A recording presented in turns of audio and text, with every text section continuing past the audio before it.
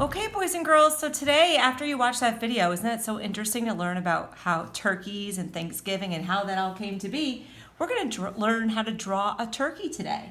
So step one, boys and girls, we're going to make a letter C, but it's going to be sitting on its back. So watch me. I'm going to come up here towards the top. I'm going to make a dot here and a dot there. And then I'm going to make the letter C. So I'm going to come around just like this and make a letter C, just like that. I can kind of pull this out just like that too. And then I'm going to make a circle inside the C. So I can make a dot at the top, and I'm going to come around and make a circle just like that, okay? And this will be the actual turkey's face. So I can make some eyes here, some little circles, and I can color those little eyes in if I wanted to. Okay, make some little eyelashes if I want to. And I'm going to make a big giant triangular nose. And off the side, there's like this extra skin that kind of hangs off, drapes over the turkey's nose. You can do that as well. And it has like a little jiggly wiggle lines. You can do a wiggle line underneath the circle for its the part that hangs down below the turkey. I forgot what it's called. I'm trying to think of the word. All right, so now that we have the head and we made a little triangle, we have eyes, we made the little skin that hangs over the side of the turkey. It's going to come to me in a minute. Not a wobble. I don't think it's called a wobble. I can't think of the name. All right, so now we're going to come over and we're going to make little sideways V's. Ready? Starting on this side of the turkey, we're going to make a V out and a V in. Another one here. Starting here, we're going to go out, curve line out, and curve line in. And again, curve line out and curve line in. And again, curve line out, and then the curve line in. It's going to be harder to do that as you go to the top, but you can even make your feathers come off. These will be the feathers of the turkey. Whew, I think I'm tired today.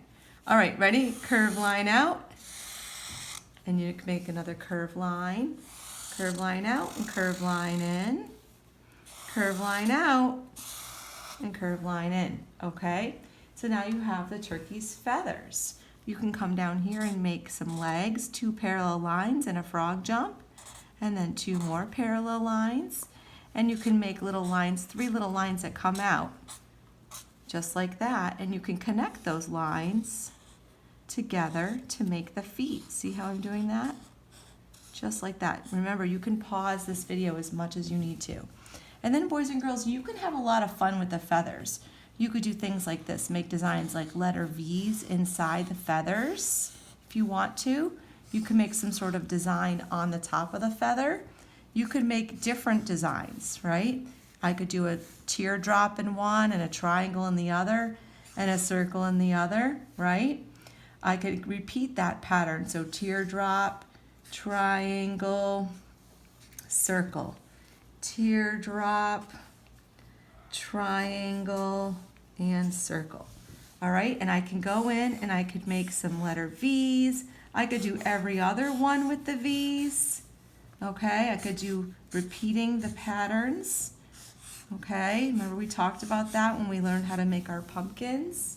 Okay, or I could do V's in all of them. I could make wavy lines in some of the feathers. You could do some kind of design that way.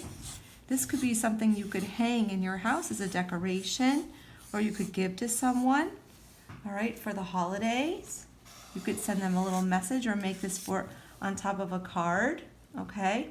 You can also draw in the background. You could draw in a ground, just like this, a big line, big line. You could make a barn in the background if your paper is big enough.